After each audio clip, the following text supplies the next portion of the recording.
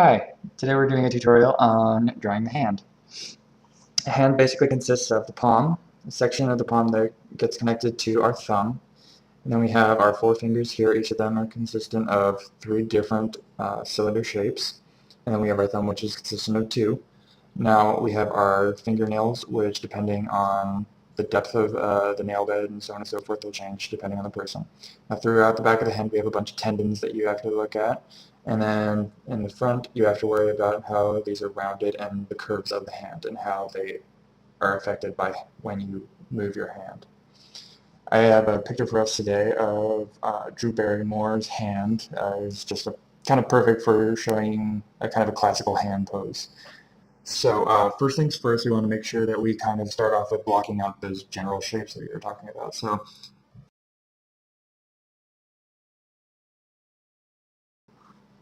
the portion that I was talking about that has the palm, the first section of the palm, generally looks like a box. And depending on what position your hand is in will depend on how you put it down on your piece of paper. And it'll depend on the perspective. So you want to figure out where your knuckles are, and then you just kind of want to put in a curve on that line. Okay, so those are just my knuckles that connect to my palm. And then, let's see, we have our very first knuckle after that. So in this picture, my pinky's over here, and they kind of branch out in this direction. And this is just a basic idea of how to figure out where everything is placed on a hand. Okay, and then we've got our second knuckle. Then we have the tips of our fingers that we want to block in. Okay, so once you kind of get the lines of where everything is placed, it's kind of a generalized drawing.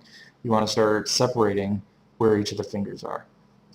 So here's my tip of the closest finger to me, so I'm going to start putting that in, and then it goes to this knuckle, and then once you get to the inside of each of these knuckles, there's going to be the place where your finger or your knuckle bends, and it creates this little curvature. Okay, and then after that you're going to go on and just kind of block in each knuckle. Okay, and you basically just do the exact same thing, but you stack backwards. So like I said, you kind of figure out where you're going to be placing each of your knuckles. You kind of fill in all the little excess shapes after that. Okay, now my thumb is behind the fingers that are on this particular picture, so it's going to be a little bit harder to show you as far as that is concerned, but you've got your first knuckle right here, then the second one, and generally speaking there is a little wrinkle or a line that separates this section of the hand from the thumb. So once you finish this, you're going to go in and kind of get rid of some of your construction lines. When I say construction lines, because I haven't used this term before, I'll explain it real quick.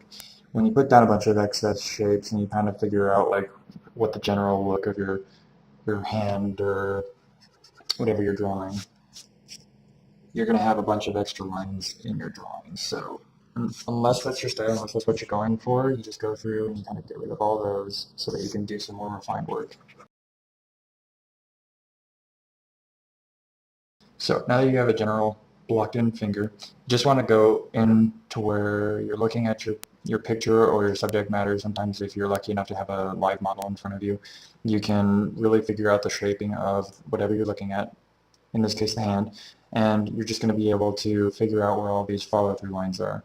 And by follow-through lines, I mean like if you have your three knuckles that I'm being shown over here, if you can tell that they kind of, that a certain point on each of those knuckles lines up in this line, you can more accurately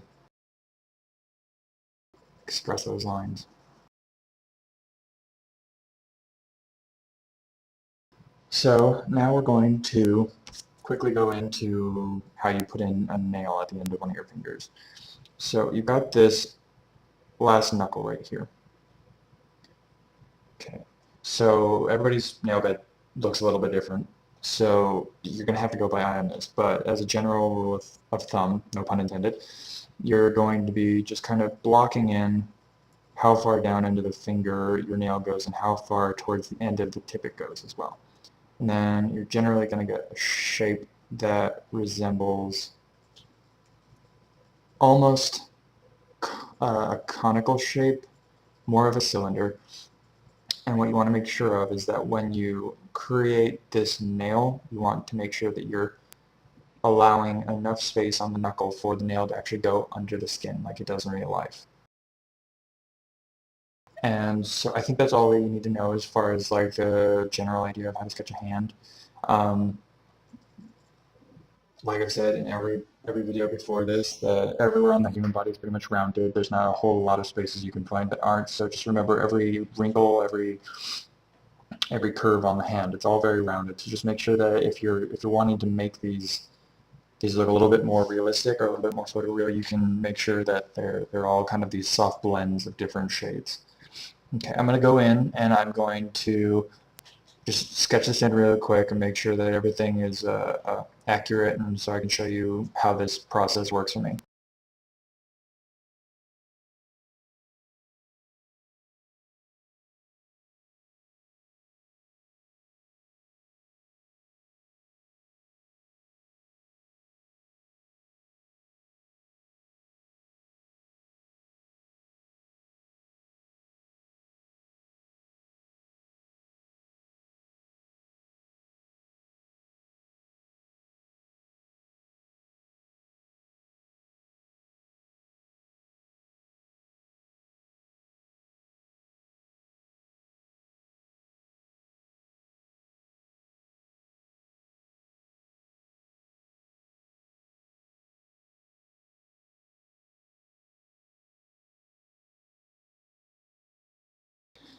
Now for shading on a hand, it all depends on where your light source comes from, so just kind of make sure that you follow the guidelines of general shading, which I'll probably be going over in a tutorial sometime shortly.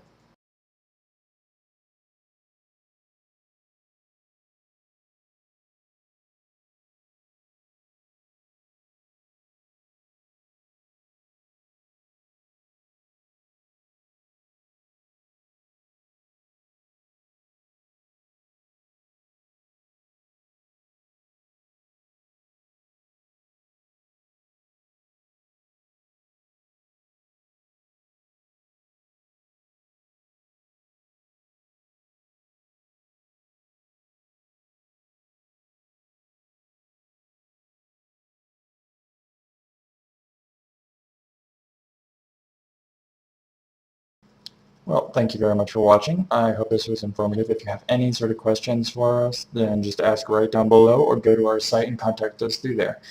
If you'd like, please like this video and subscribe to our channel for future updates. Thank you very much.